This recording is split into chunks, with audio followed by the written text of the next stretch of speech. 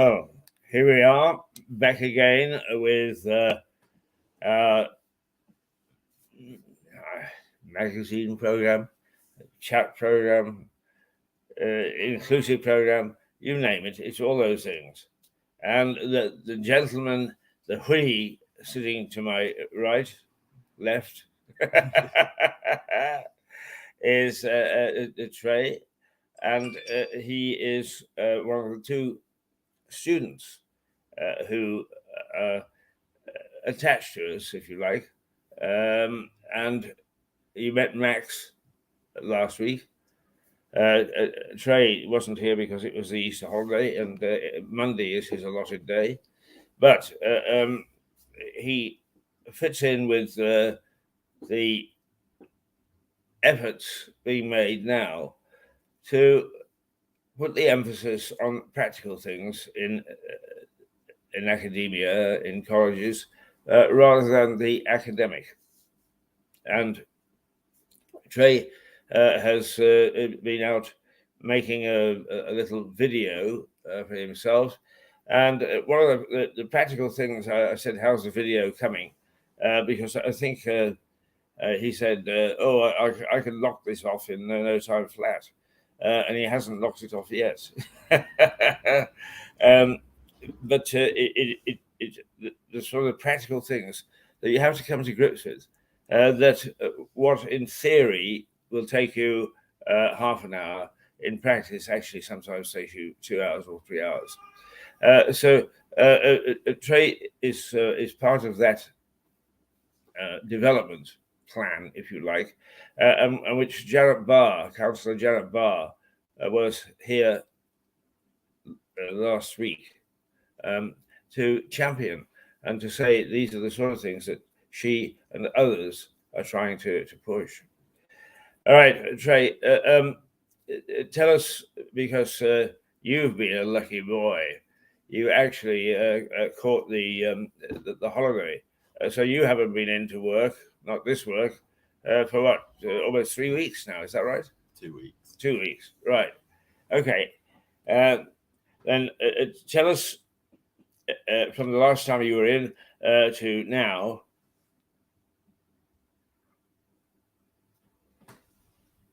I'm just looking at somebody outside. I thought that might be somebody who was associated with this. No, it's not. We are able to look out of the window here, and we're looking at the courthouse, but we also see people going by and how busy the main high street is. But tell us, Trey, that you actually look after your little brother, is that right? That is right. Yeah, on a day-to-day basis. Yeah. And sometimes these are the sort of things that we don't appreciate. Kick in to make secondary education somewhat difficult. So run through, since the last time you were in, some of the things that you've done, both personally and as far as media is concerned, and your college. Okay. So what I've been doing in holiday? What you've been doing at all in that time period, those 2 weeks? Well, don't make it honestly, but nonetheless. For the first week, we were like going to different like flats and houses to have a look of where to move, and we found one which is in. This is the family. Yeah. Oh, good. We found one in Shoreham that is quite nice, and we're going to be moving there hopefully in 4 weeks. So yeah, and the week after of just looking, we're packing up our furniture and pretty much everything just to start moving as soon as possible, really. So yeah, and then the rest of the time it's just me trying to, keep the house tidy and not have my little brother destroy it. So that takes a lot, doesn't it? Yeah. What I find is, yesterday I did some clearing up myself in the early part of the day, and I was exhausted for the rest of the day. I did come alive again about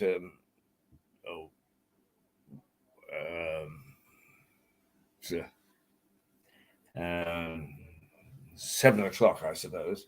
But actually, doing housework and so on, particularly if you're not used to it, it can be exhausting. Yeah. You haven't been at the university, at the college at all because of the holiday. Yeah. What's the next step at the college? What happens next? I think what I know for certain is I think in June we have our exams, like GCSE exams for people that are retaking. But I think we're just going to be continuing on with our project at the moment for media, which is like sustainable companies and doing advertisement for that, and hopefully finish that. And then, yeah, it's kind of what I have planned for the moment. So. Right. Okay. One of the things that we like to do is to get the youngsters. How old are you? 17. 17, right. The 17-year-olds' view of various things that are happening in our society. How do you and those of your age and your companions view this war in Ukraine? I think at first I thought, like me and my mates thought, it was just going to be like another Cold War situation where it's just a bunch of people just saying stuff back to each other, just as like threats with nothing behind them. But then it actually got quite serious, and we've all seen how much damage is being caused in Ukraine and in Russia, and just, you know, don't really want it to happen, but can't do much about it. And even like the people of Russia were saying they don't want the war, which is saying a lot about that whole situation. If the people of your country are not backing you in the war, then I don't think you've made the right decision there. So yeah, that's kind of my view on it. Right. How threatening do you think it is to our life here?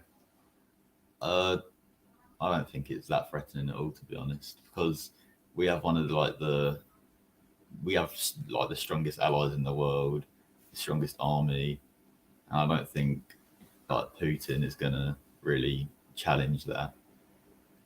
And I don't think he would, even if he was to attack Europe and England, I don't think he'd attack down here. So I think we'd be all right. Although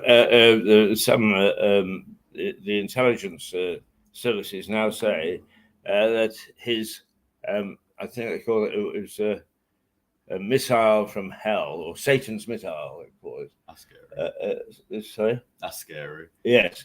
I mean, it is capable. He hasn't got it ready yet. But come the autumn, the pundits, the experts say that he's likely to have this missile that he could, if he decided, hit the UK. I mean, as you say, I think most of us are pretty laid back about this isn't going to happen. Yeah. What do you think will be the reaction of people if suddenly it does happen? Pure panic, I think. Just panic everywhere, because it's been generations since the last war, so we have no idea what to do. No, you have no idea what wartime is like. Yeah, exactly. Yeah. So I think it'll just be pure panic. People just start acting irrationally, and I think it's just chaos, to be honest. Do you know one of the side effects in 1939, 1940, when Hitler had his guns lined up on the coast of France, pointing at us, and was threatening to cross the channel and invade? Mm-hmm. Is the churches suddenly became full? Oh. Everyone became religious. Yeah, well, see, I mean, I think begs the question: is are we all deep down when we don't need God, as it were, we pretend, or we say, I don't really believe in religion, religion's this, religion's that. But deep down inside us, there is a spiritual element that when things really get tough, is that we think what we'll do is we'll have a go at getting help from the Almighty. It would be interesting to see if this comes to pass, whether in fact the churches do fill up again, or whether in fact we've changed in our attitudes towards a lot of things, which I'm sure that we have. Right. Let's switch to other things.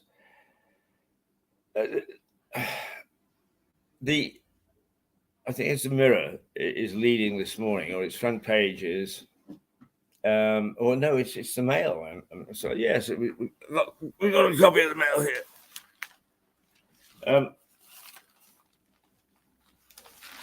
We sometimes forget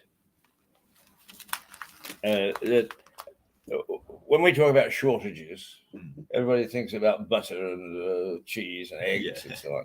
But the Daily Mail has put its front page on the fact that HRT is going to be short. And it says that a side effect from HRT is that ladies start to be suicidal. Yeah, I mean, these are some of the things which we don't think about because we tend to think of the things that are going to hit us. Now, you and I aren't likely to be hit by HRT.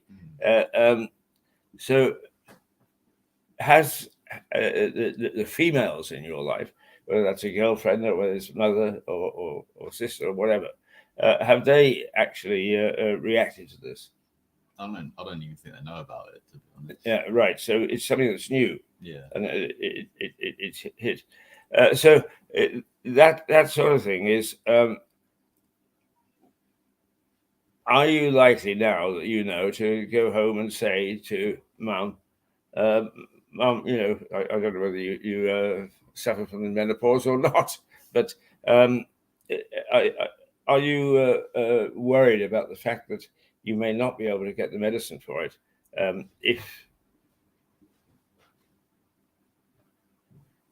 So yeah, I think I'm fascinated by two people outside who I think keep on looking at the courthouse, and looks like they're waiting for something. Yes, they do, don't they? Perhaps to be picked up. But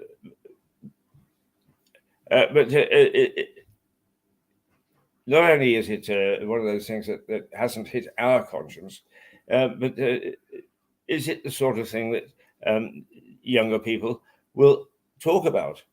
Because sometimes the things that we did talk about when I was younger are quite different to the things that people will talk about now. And I wonder whether you have any views on this. I mean, is it something that hits your conscience, or? I mean, I don't even know what HRT is. Well,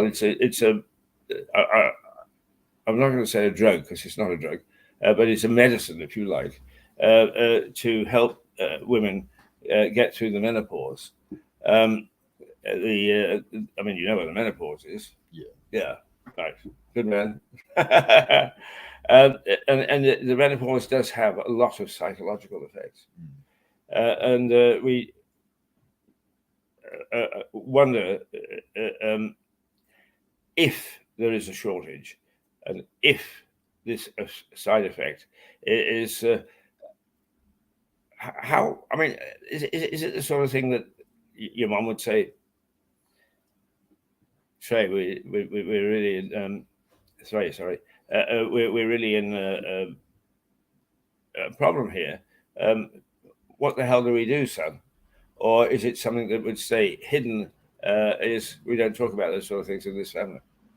Well, with my family, can't just speak about anything, and because my mum's a single mum, she will probably just deal with it because that's what she does. She just deals with things.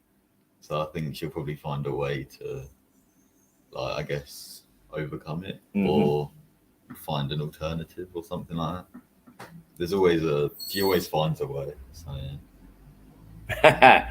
Well, now that's an interesting comment. So you've got a fairly a mother who is versatile in looking at problems of life. Yeah.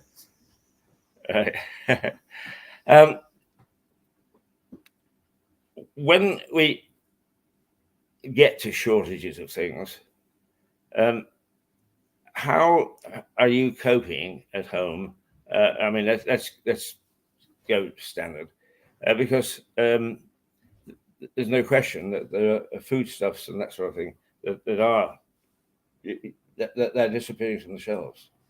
Have you, as a family, found that difficult, not being able to get stuff that you need? I think the only time we really struggle with getting shopping is when people start panic buying, because the whole the first lockdown, when everyone just bought a bunch of pasta and a bunch of toilet paper for some reason. Toilet paper, it's still. I never really understood that.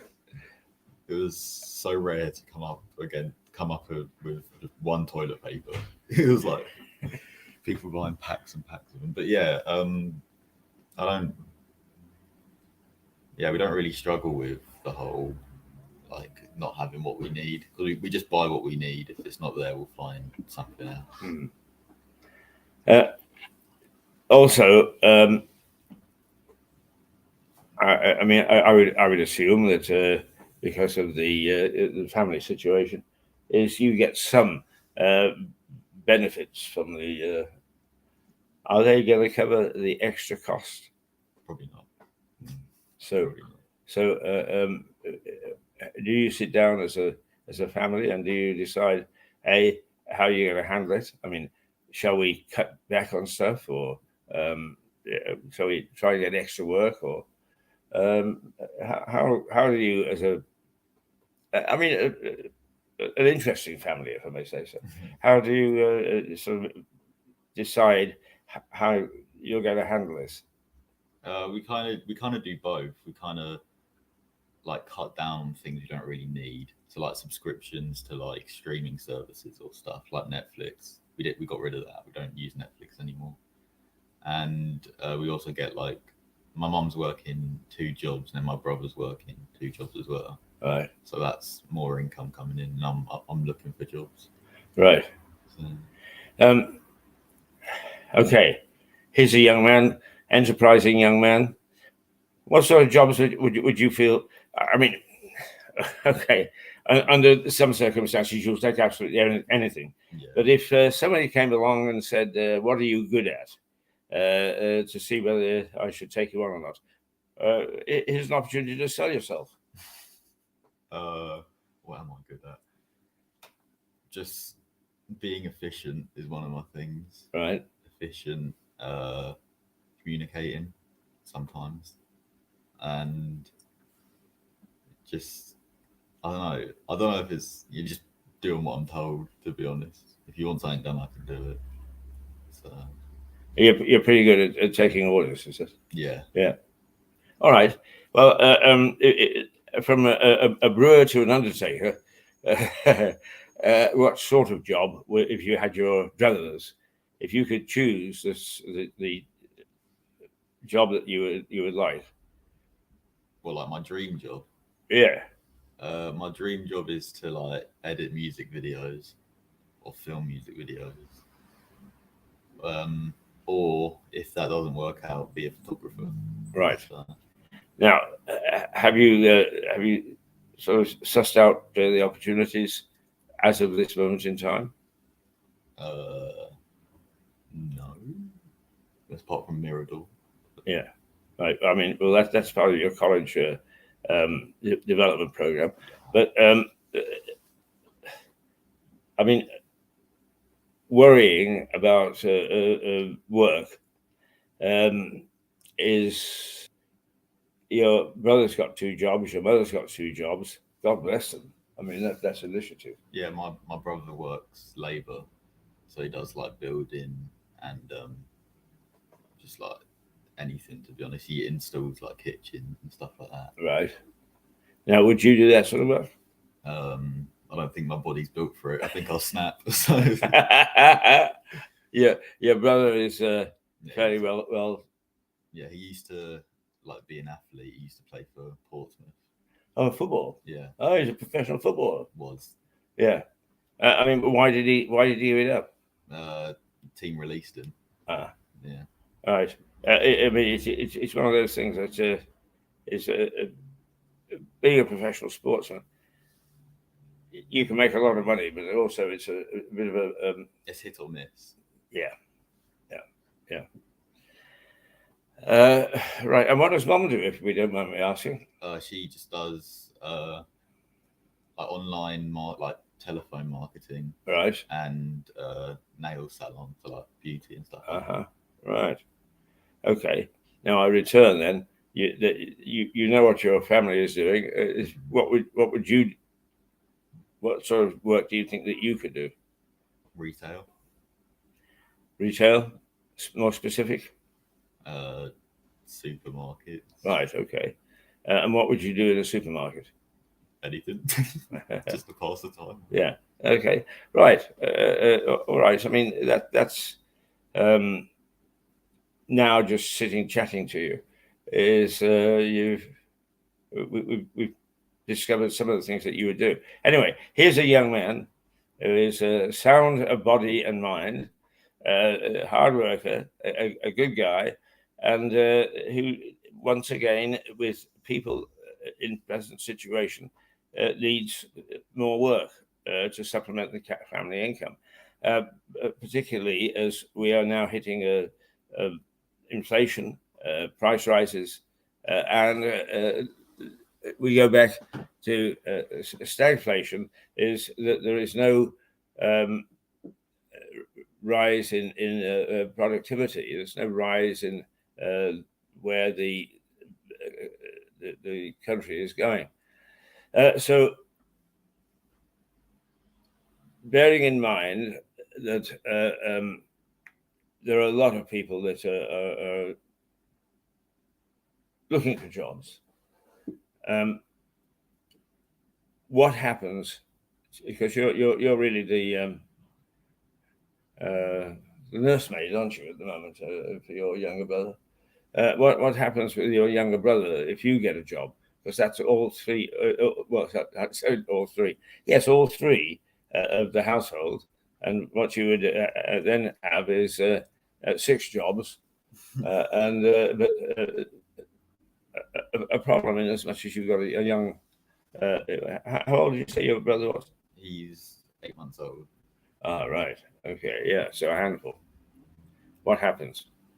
My mum will either just take him to work with her, because he'll probably just, because it's a salon, so she's always going to be with him, or we'll get a babysitter. Right. So, how readily available are babysitters? No idea.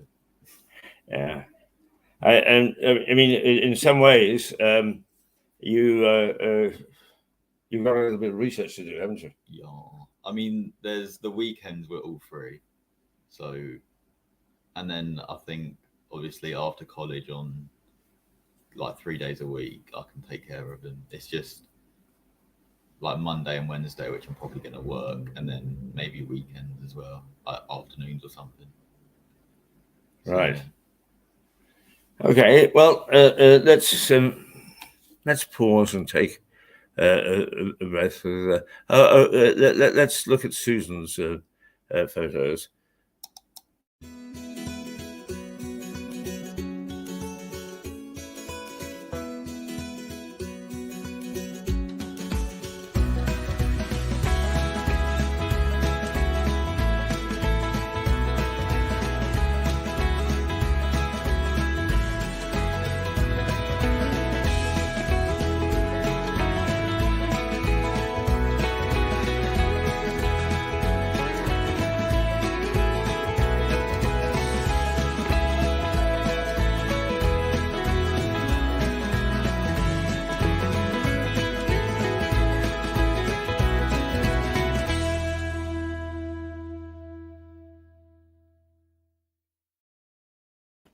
Now, I see a little item here. The first driverless bus goes forth. We had a little chat to Max last Wednesday about the driverless car, and he's something of a car nut.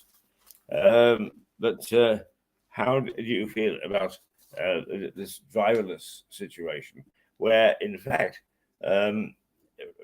right now they're changing the highway code so that if you're in a driverless car, you can read a newspaper, you can text, you can do all the things which you can't do in the paper at the moment. So we're heading towards the driverless society, but now we've got a driverless bus. What's your view on our driverless society?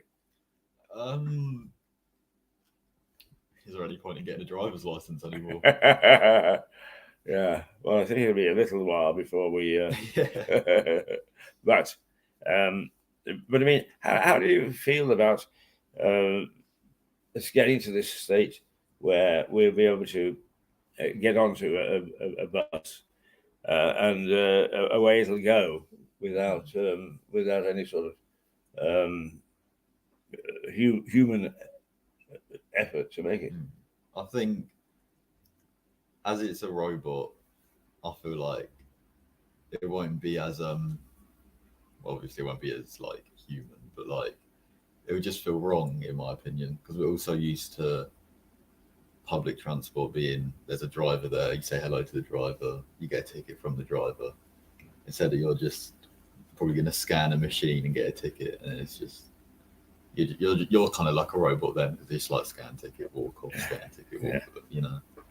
So I feel like it's also quite cool to see technology move like on like that, where it's just we're getting robots to do stuff for us. But then it's that thing again of it's getting rid of jobs for people, and a lot of people are gonna not have a job because of that. So yeah, I feel like there's a lot of positives and negatives when it comes to that. Yeah. Of course, we've had driverless trains.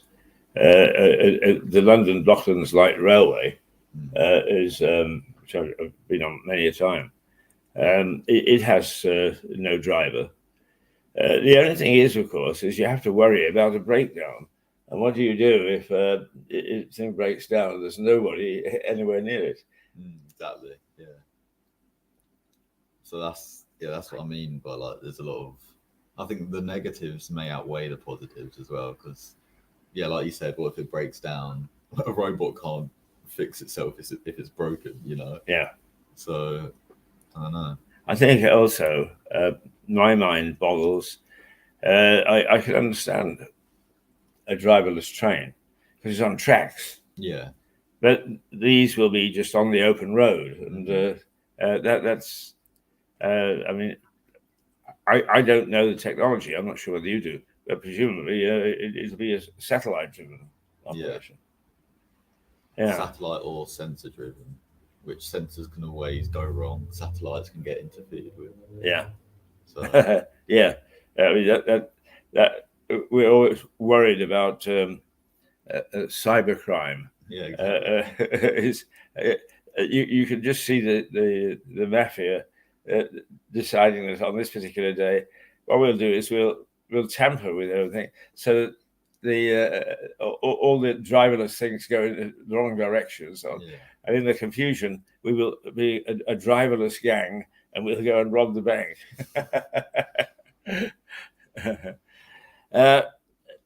Okay. Now, you mentioned something that you have cut back on Netflix. Yeah. The figures came out for Netflix last week. The figures, the numbers watching. Oh yeah. And there's been a dramatic draw. Yeah. You're aware of that? Yeah. It's because the quality of the content they're pushing out is poor. They're putting so much money into like programs that no one watches, And then because all the Marvel stuff that was on there was bought by Disney, which is now on Disney Plus.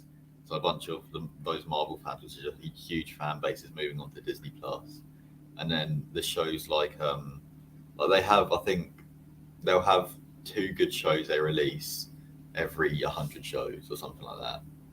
And I think because of there's so much competition with Netflix now, like Disney Plus, Amazon Prime, and then I can't think of any right now, but there are others. Yeah.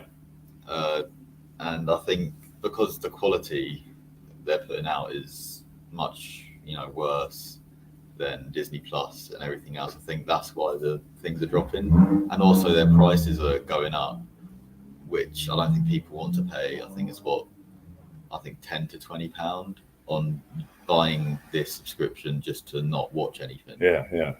So I think that's probably the main reason why it's going down. It's said in the industry that the impact of Netflix has changed the way that television develops. I mean, we in some ways are a beneficiary, if you like, of this sort of change, that people aren't watching television in the way that they used to. In other words, you tap into a streamed a program set.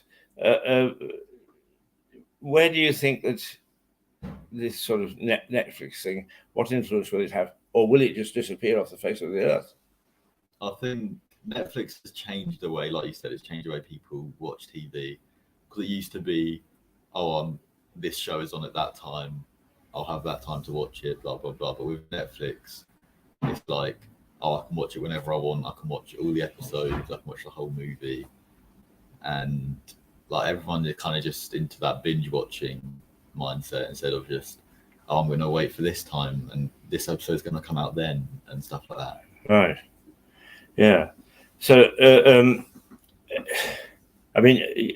you say that you've done away with Netflix altogether? Yeah. Yeah. We now just watch like Disney Plus. Right. And what about your school friends and so on? Is they following that trend? I mean, they still have Netflix, but I don't think because they're not really, I don't know how to say it, they don't keep up with like the stuff we're talking about, like the price going up and views dropping. They just have it because it's Netflix, because of that name Netflix. Right. So yeah, they still have it, but that's their choice if they want to waste that money. Right. Okay. How are we doing? It's 25 to 11. We've still got a little way to go. So let's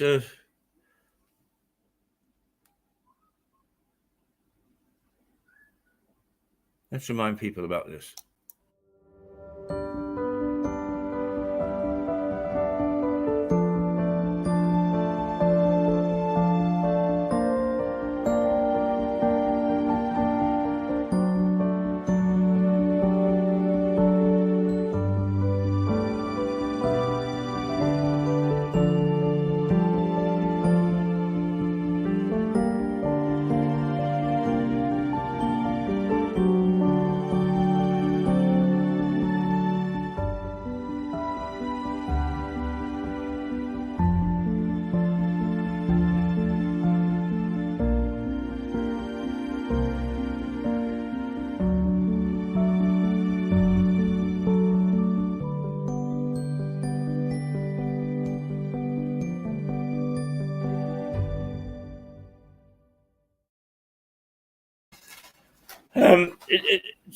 Tell me, Max was quite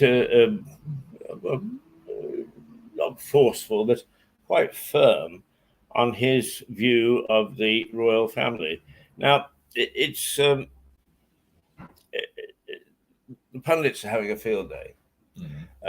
First of all, the royal family aren't covering themselves with glory at the moment. Particularly with Harry getting in on the act. But also, some of the the other lesser royals, they continue to live a high lifestyle. Yeah. But the commitment to what the royal family always, it was always said this is how they actually justify the money that comes to them.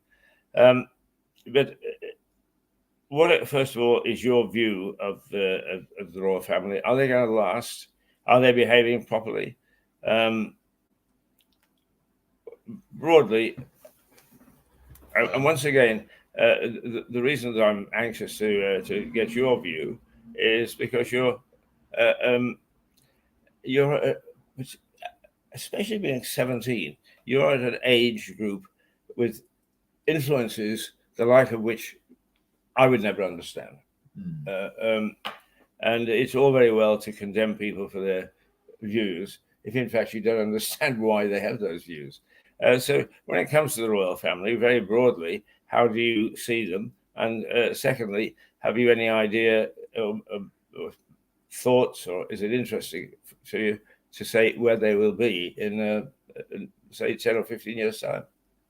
I think with the royal family, they're always going to be around because it's probably one of the most historic families in England, and I think England loves its history, so there's always going to be people that support the royal family. Honestly, my opinion is I don't mind them. I guess I don't like them, but I don't dislike them. It's like they're kind of just there. I think they have too much money. I want some of their money. Yeah, you and me both. But yeah, it's just one of those things where if they want something done, they're a very powerful family. They can get it done. So, they're rich and powerful. I don't think they're going anywhere anytime soon. So, especially, their behavior recently has been questionable, but, it's the royal family. They kind of just get away with whatever they want, to be honest. I'm not sure that actually the Queen would agree with you there. I mean, I think that of all the royals, that she is very aware of the position. I mean, we forget in all the did they do this and did they do that, and the family misbehaves and so on. But she is, to all intents and purposes, a president of a country, the head of state, and in some countries, the head of state is actually also the president. In other words, it's only one job, which seems to me to give a lot of power to one person. But I think that our present constitution, or lack of constitution, is not a bad way of maintaining the freedoms that we enjoy. But is that likely to change because of public pressure? I'm not too sure, to be honest. Politics is kind of like out my range of things I talk about. But the thing I know about politics and the royal family is I think they'll always have an influence on what happens.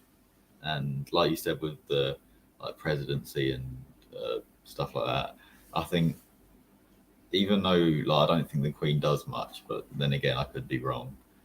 I think people look to the Queen and the royal family as something or people to look up to or people to idolize, something like that. So yeah, that's my input. In terms of changing the constitution or lack of it in this country, do you have any views on how we might change it?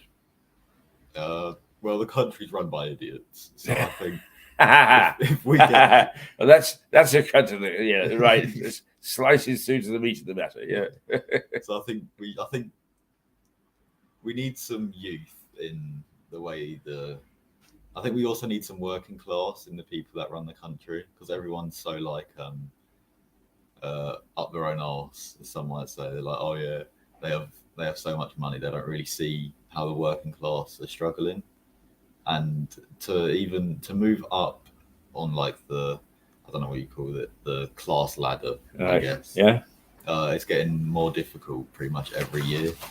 So I think if we get some young working class people who are struggling to get in on those conversations, I think that will be much better than what's happening now.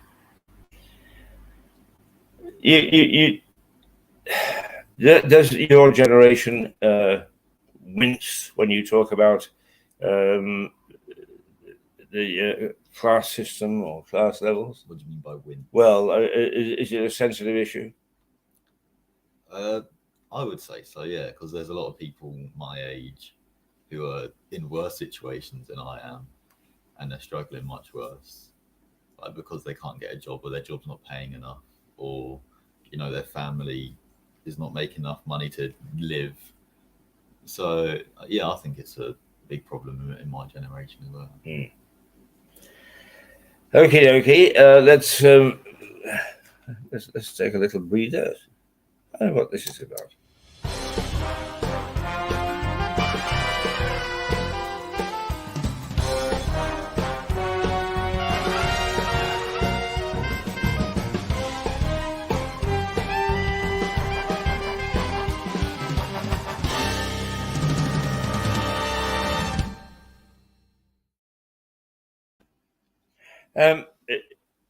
One of the things that the mouth that roars. Sometimes I'm shown as a lion, and sometimes a tiger.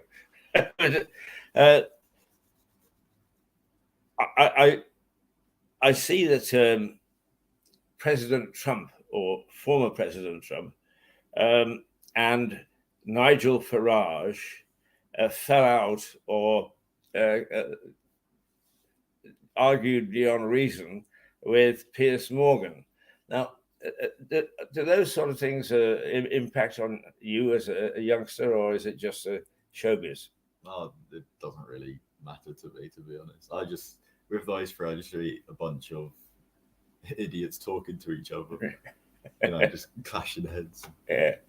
If you had, if I said to you, right, Trey, you got an hour each week to do your own thing and have your own program, what would you do? I'm not really sure.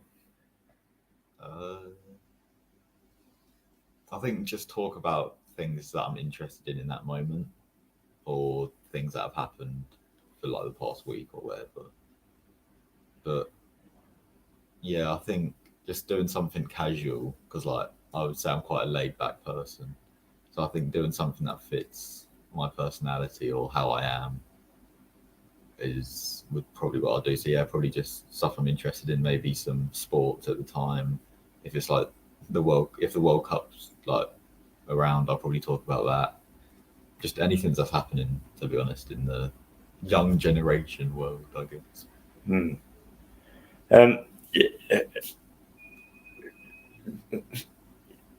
Things trigger. So if this seems like a disjointed chat, it's not a bit. It's things that you say, and you mentioned there that there are things which, I mean, you're almost dismissive, really. Of there are some things which we don't bother to talk about, but are they important things or things that you tend to not want to talk about? I think it's just my lack of knowledge on a lot of things, because I don't really keep up with like we were talking about earlier, main politics or main media. I kind of just keep to myself. If I see something on like my Instagram feed or Facebook feed, that's what I'll know about it. I don't go researching into things, so I don't see the point in it. If it doesn't affect my situation or my life, I don't see a point in wasting my energy on looking into something further. Yeah, I mean, it's interesting you use that phrase, waste my energy. Are you, as a younger generation, aware of the fact that things do take energy. They do demand that you do various things to make things happen. Are you a do generation? A do generation. Well, are you would you be an activist, for instance? I don't think. The thing is with this generation, there's a lot of like fake activists. So there's a lot of people that are saying they want change, but not doing anything for the change. That's pretty much what my generation is in a nutshell. It's just they're saying, like with the Black Lives Matter protests and all that, there's a bunch of people saying we want change, but they weren't doing anything. They were just sharing a few things on social media, and then that's it. You know, a month goes by and they're not even talking about it anymore. So I think with this generation, I don't think there are going to be, you know, many activists because I don't know. They all see it as like, oh, if I do this, I'm going to get more likes on Instagram. If I say this about this situation, you know, people think highly of me or something. So I think I don't think I'd be an activist because I think the word activist has lost its meaning. So I think if there are issues that need to be, you know, handled or spoken about, or something needs to happen, I'll try my best to, you know, be a step forward to making that change. But I think I don't know. I'm not really sure. Yeah, I mean,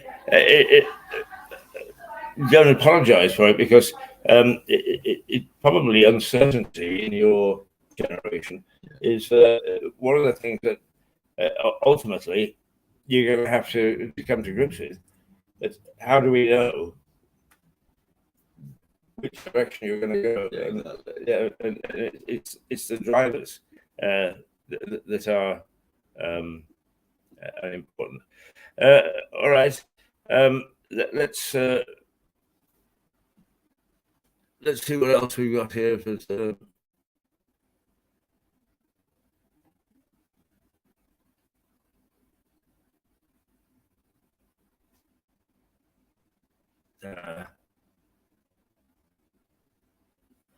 Let's go back.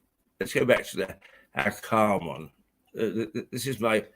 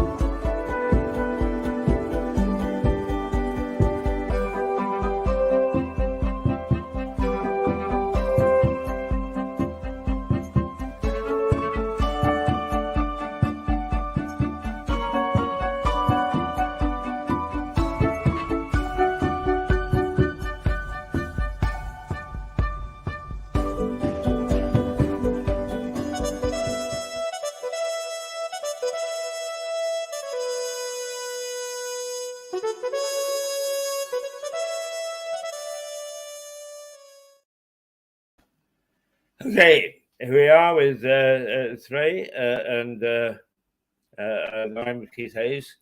We're gently getting into the week this morning by just reflecting on some of the things that are happening and some of the things that we need to react to.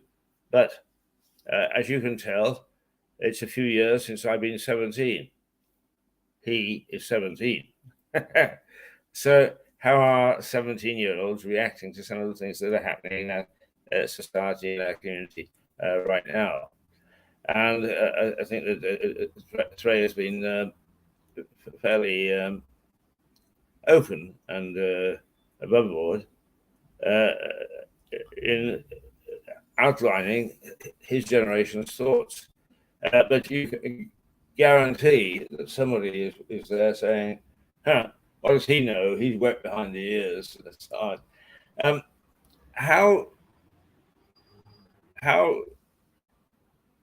soon do you think you, as an individual, will start to think what you do think is going to make an impact on society. I mean, in other words, at the moment, I would brush you off. I mean, being naughty. I actually wouldn't, but I mean, a lot of people would say, "There's another bloody 17-year-old that thinks he knows it all." But do you have a feeling that you are listened to rather more than you were, or that people still are dismissive as what the hell does he know? Yeah, I think a lot of people are too stubborn and, submissive to, listen to what other people say, especially a random 17-year-old.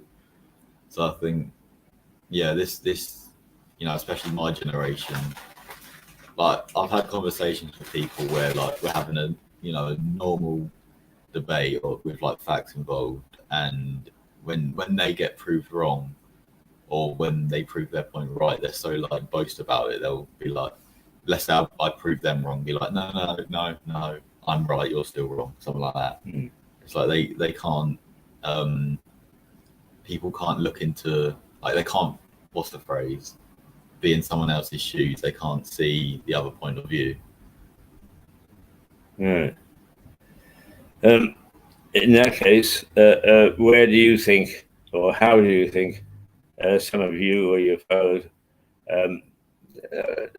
let's avoid the word students, because a lot of people 17 aren't students. Yeah. How much in getting involved in activation? That's the wrong word, but you know, when they say activists, people doing things to try and alter various things that we live by, standards and so on and so forth. So how activists do you think your generation should be? How activists do you think they are? And how activists do you think they have been in the past? I think in the past couple of years, they've made like, I wouldn't say change because I don't think anything's changed dramatically, but they have done good things, like the George Floyd, that situation. They got that police officer, I think, in prison, and I think he also lost his job. So obviously, I don't think that's enough for killing a man, but they are trying to make change and they are doing things to try and make things right. But I think and there was, what was it? I think, was it in China where there was Muslim camps? I think not enough people trying to change that. Not enough people talking about it, because I think it's still going on to this day. I think a lot because it's not trending on Twitter or trending on Instagram. No one's really talking about it. Right. And I think when it comes to my generation, if it's not trending, if it isn't relevant, they won't really care. So yeah. Yeah. So you see social media as a sort of a bellwether, standard by which you can be measured in what you're doing and what you're not doing. Yeah. Right. Okay. Now, tell me, because this is your day, as it were. What things now sitting here with me, and you've got an old man sitting next to you, a very opinionated old man. This is your turn to say, you old fool, don't you realize that these are the things that are important to us, and you haven't touched on one of them yet. So these are the things that my generation want to talk about and do talk about. I think the only thing my generation wants to talk about is celebrity drama, to be honest. Celebrity drama? Yeah. So this is quite an important one. There's the case between Johnny Depp and Amber Heard, where Amber Heard was abusing Johnny Depp, but everyone thought it was the other way around, because it's a man and a woman, and majority of the time it's a man, abusing a woman. But no one believed Johnny Depp because he was a man. And I think now, like, Johnny Depp is winning the case, and I think he's finally getting his justice. So that's pretty much trending everywhere because it's, everyone loves Johnny Depp. He's Captain Jack Sparrow. Yeah. So I think not enough people, like, that's probably happening all around the world all the time. A man gets abused by a woman, but has, not, I don't know how to say it. No one can help him because he's a man, and looked upon as like weak, or you're not a man. You'll get hit by a woman, fight back, that kind of stuff. So like, there's a lot of, I guess, double standards when it comes to like that type of situation. Yeah. I mean, I find that very interesting. I would have thought, with all the activism that's gone on, the attitudes have changed. Is that the macho man it doesn't affect the way people behave or think or whatever. So you're saying that the abuse of a male by a female is still. I mean, in other words, if I was being bonked over the head by some lady that I lived with or was associated with, I would be afraid to say she's abusing me because it would have an impact on my masculinity.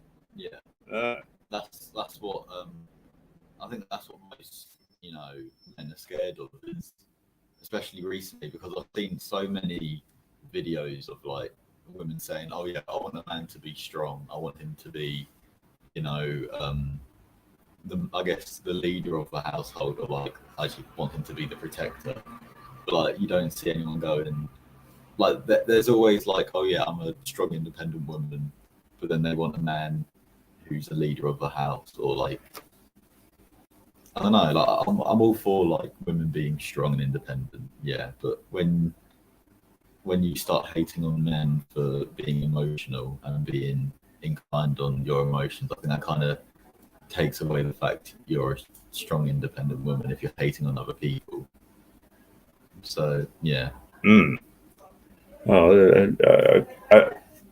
I thought that we sort of moved on a bit from macho, but is it a standard by which a lot of vocal people will give us the impression that this is a situation? The trouble is that they only represent a very small percentage of the population. So some of the things that I would have said, oh well, they disappeared a long time ago, like feminism and so on and so forth, is you're saying that they're still very much there at certain levels of and let's be careful, because I'm not talking about society levels as much as levels of economic standards. I'm flailing here. Normally, I don't give a damn what people think that you should say that's appropriate to any given situation. It's we get, people are always getting their knickers into a twist over the misuse of a word or whatever. Yeah. But are you saying that really we're coming out of that now? No, not at all. No.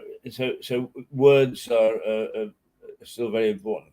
Yeah, which I still don't understand, because like you're saying, like, people say, "Oh yeah, that word is hurtful. You can't say that will offend someone." But then they're trying to please everyone when that is literally impossible, because someone's always going to be upset at something you said. So you can't make everyone happy. I think that's what people can't accept. They're trying to make this perfect world where everyone's happy, but when that's there's 7-8 billion people in the world. There's going to be someone who's upset at what you said. Yeah. I mean, looking for Nirvana, the perfect world. Do you think that you use the phrase "everybody's happy," but in fact, there's a huge amount of discontent over a variety of things. I mean, do you honestly think that people are happy? No. Right. Okay. What are the root causes of discontent? People with different opinions, honestly. Just, I think it's because everyone nowadays is so argumentative. They're so stubborn about their opinion. They want everyone to believe or like think the same as them. So if you think differently, you're kind of like looked down upon. And the whole freedom of speech thing is, there's freedom of speech, but there's always that, oh, you say this and you're looked down upon type thing. Yeah. When you say looked down upon, who would you say are the main culprits for making you feel uncomfortable? Just people on social media, because they're so, I don't really pay attention to it, but then there's people that, there's some horrible things that I've said online. There's like death threats. There's people, and do you know what swatting is? No, tell me what swatting is. It's where, let's say, like you're a live streamer, like we're doing here. Right. Someone will like call the police on you and say, "Oh, this person has people hostage," even though you're just live streaming talking about something. And then SWAT teams will come in, obviously kick your door down because it's a hostage situation, and like they need to get in, blah blah blah. But they think you actually have hostages because someone's called the police saying, "Oh, I'm their neighbor. They have their family hostage." Blah blah blah. But that's just because they dislike you, or like they don't agree with your opinion. That's why they're doing that. Yeah. So in fact, there are some people that invoke violence. Yeah. Is just because on social media you express an opinion that they don't agree with. Yeah. I'd like them to try that with me. Maybe. But I think because the police, like after so many, like people getting swatted and fake calls, the police are now like tracking down the people that called them and like retracing the call and I think arresting, because it's wasting police time, isn't it? And like all those resources. So I think they're now arresting people that are swatting, which is quite good. Are they? I think so. Yeah. So it's considered to be sort of a crime of violence. Yeah. Yeah. It's wasting police time. Like imagine if someone was actually in like dire need of a SWAT team, or like someone needs help and they've just gone to this random person's house because someone said something that isn't there, Yeah. So I think, it's good they finally, I think they got rid of it a year or two ago, where they're finally arresting people who are swatting. But I've seen clips of where this person's like playing a game on his laptop streaming, and like police dogs and like people in full armor are kicking down the door saying get on the ground with like big guns out. Like imagine how traumatizing that is for someone, just because you don't like this person's personality, or just for some reason you don't like them, you're calling the police on them. Yeah. That's one thing I really hate.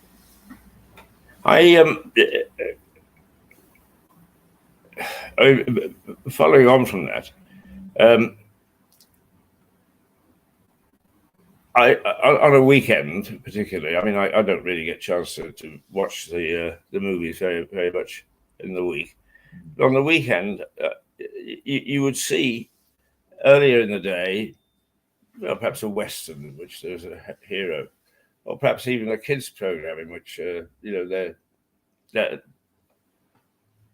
calm and so on. Yeah. And then towards the evening they always nearly get, and they're newer movies, always nearly full of violence. Yeah. Where's this this feel for violence coming from? I think everyone's a psychopath nowadays. But I don't really know, because my favorite movies, obviously there's the Star Wars and there's the Marvel, but my movies I love watching is when it's kind of like mind games. There's no violence, so like it kind of like gets you thinking. That's my type of movie. But I think everyone just loves like violence and action because it's non-stop, and it's like, I guess it's just entertaining for us for some reason. I guess we're all just a bit. I guess back in the day, Roman times, and we did watch people fight like gladiators. So it's always been like a human thing to watch other people kill each other, I guess. I don't know why, but it's just that. Yeah, we are a little bit better. Yeah, we don't watch people kill each other, and when we do, it's edited and not real. Okay, now one final question, because it's always fascinated me in recent years. Sport, which when I was a boy, I mean, when I was much younger, sport, even at a professional level, was still very much a sporting occasion. Now, it is driven by huge amounts of money invested in it. Which sports are going to be the survivors, and which will disappear, in your opinion, over the next, let's say, 10 years? Football is going to stay around for, I think, forever. Football will stay. Yeah. Yeah. And I think sport, and I think basketball as well, because basketball's still getting bigger. I think sports that are going to disappear, I think table tennis, I think that will go soon. I think normal tennis maybe, because like you go on the news and you go on like the sports channel or something, you don't see anything about tennis. You might see cricket, football, maybe not much of basketball, but that's American. You won't see much of tennis. Badminton you won't see any of, and I can't really think of any other sports right now. I lived in Canada for a long time. Yeah. And when I was there, ice hockey was a very big sport. I was talking to Carl Winton, now a man in New York, or one of them, last week, and Carl was sort of saying that that ice hockey has now been reduced to sort of a regional thing. Where you get snow and ice is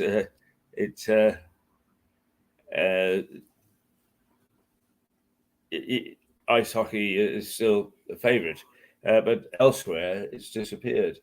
Can you see any sports in this country disappearing, or have some already?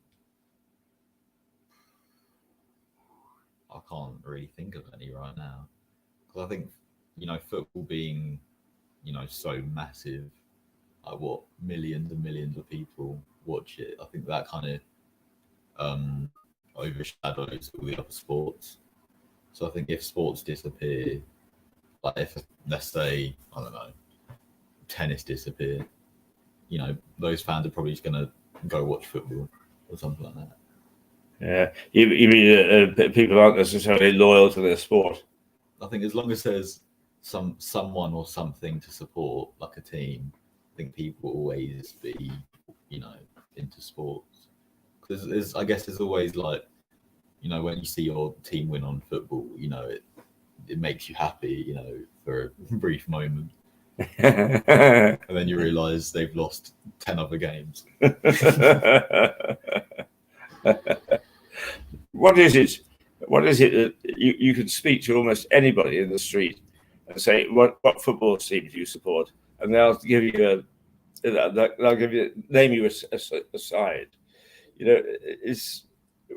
Why do we identify so closely with a team?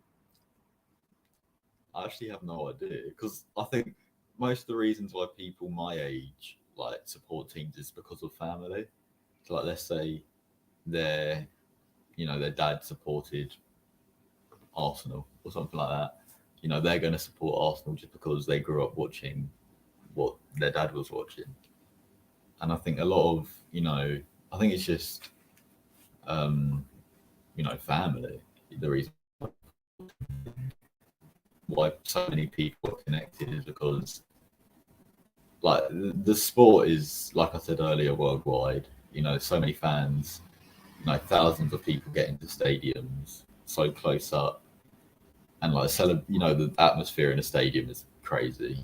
It goes mental. Yeah. Everyone's supporting, one main thing. I think it's one of the things in the world that brings everyone together for 90 minutes to 100 minutes. So, yeah, it can be. And also tears people apart. So. Yeah, and until I mean, there was a movie on. I didn't watch it all because I've seen it before. It's all about how gangs support a football team. Oh, what? Green Street? Or something yeah. Yeah, it was like football hooligans. Yes. Beat up each other. Yeah, that's right. Yeah. I mean, it seems to me it doesn't not much to do with sport. It's just a reason for for you belong to that tribe or that tribe. And, yeah. The thing is with like football hooligans, like you said, it's just to find a reason to beat each other up. They're just a bunch of people getting drunk in a pub, going to a football game, getting aggressive at someone who just wants to watch football. Yeah.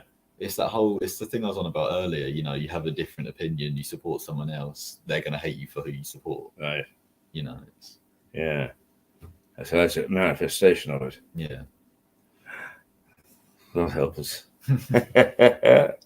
Right, it's 11:15.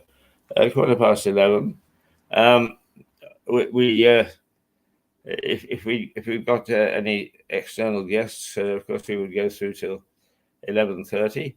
But I think that we'll wrap things up.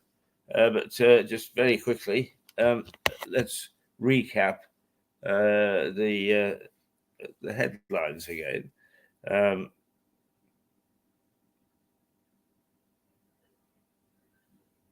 Now, the Daily Star. What was the headline of the Daily Star? I couldn't tell you. The Star amuses me because it's got some very good writers, and its headlines, front page headlines, are normally quite good.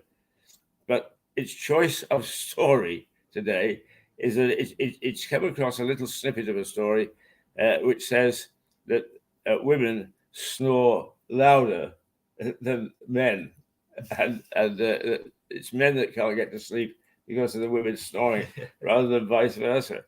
So it's I mean, the Star always makes me laugh. I mean, I don't buy the paper, but I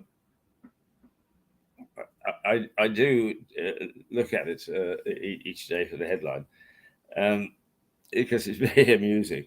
Anyway, ladies, no more. He kept me awake all night with his snoring. It's likely to be the other way around. At the Times, Macron vows to reunite France after election win. I mean, you said that you're not terribly keen on politics, but this would it have upset you if Marine Le Pen had actually won the French election? I'm not really sure who she is, to be honest. Well, her father was actually a fascist. She's watered it down, but still, the right-wing party in France, and she it's her third time having a go. This is the closest she came, but this election is, I think it was 54% to Macron, and 46% to Le Pen. So not not a landslide for Macron. Whether in fact he can unite France, I have no idea. The Daily Mirror: Bill's pain hits home. What we were talking about earlier, yeah. And so you would 5.3 million forced to choose to heat or eat. Do you think is it that proportion? 5.3 million. I feel like there's more people, to be honest. You're finding a reflection of people you know, almost anybody I talk to, sort of thing. Yeah. Well, that seems as if the Mirror is probably right. Daily Express: pensioners face cost of living year from hell. What would you know about it? I have to say that I'm finding a little bit. Most of my spending is under control, but things like food and the bits and pieces that you don't think that you need until you need them, as it were, is yes, I think that's absolutely right, that the cost of living is going to go up.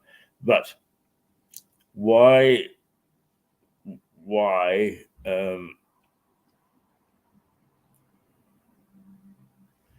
the newspaper, the Express, should decide that pensioners should get special consideration, because I think this is going to hit everybody.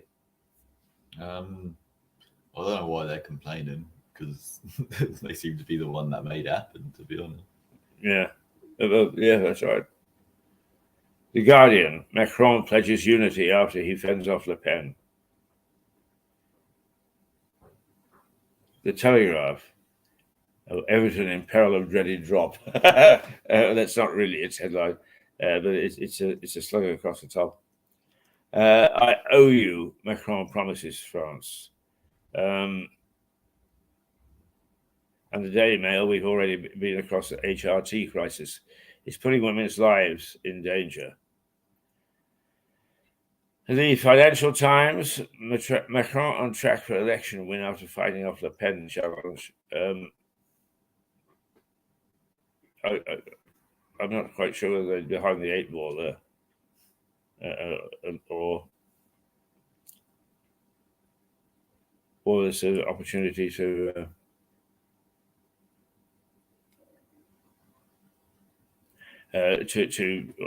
start to look now very critically at what the big boys in France are doing. Metro: Putin's tiniest victim. I mean, one of the things I think that does bring home war is that if particularly the media concentrate on one very small unit, like here it's a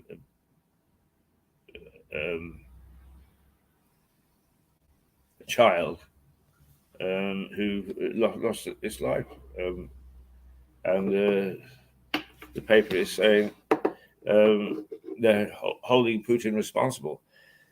I suppose there's an argument for that. By the same token, a lot of people would say, hang on, there's much wider issues at stake here. All right. Thank you very much for sitting in with us and sharing your views. Particularly, you're quite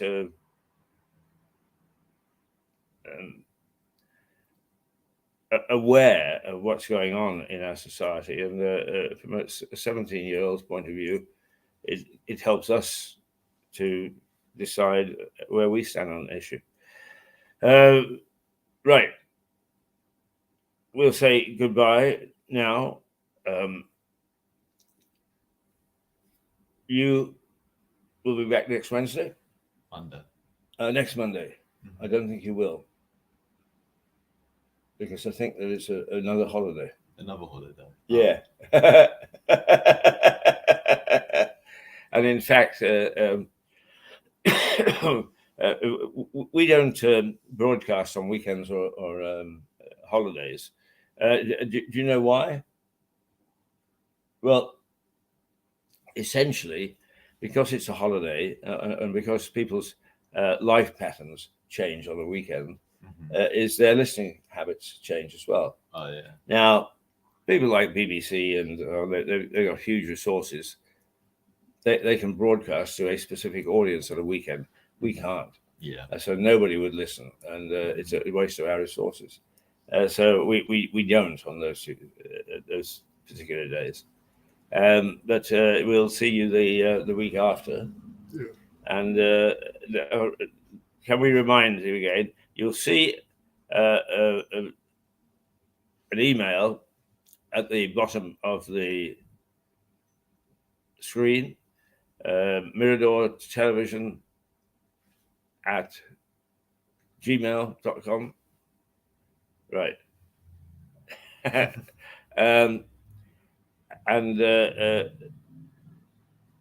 one of the things that we've said is that this young man is looking for work. He's intelligent. He's thoughtful.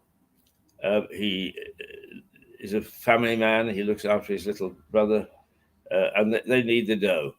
So if you happen to be watching, and if you're in a position to give him some work, I'm sure he'll be only too happy to listen to it, listen to you, and we will check this email address to see if anybody has said, yeah, hey, we're happy to use him. Right. Time for us to pop off into the sunset, except the sunset is not very near at the moment. But we will be back tomorrow morning. We've got some interesting people lined up to come in and be interviewed. We've got some interesting issues to be debated. So do join us. Break an Egg is the news portion of our program, which goes from 8:30 to 9:30. From 9:30 till 11:30 is your show. You can drop by, you can come into the studio, you can give your viewpoint, you can debate with us. And if you've got a video or whatever that you've made, then we will happily play it if you bring it in, or if you post it to us, or do it on WeTransfer. That's okay too. All right, so we've reached the end of our tether, if that's for today. Sorry, very good rest of the week at college, and we'll look forward to seeing you, if not next week, the week after. Yeah. Okay. All right. Cheerio. Bye-bye.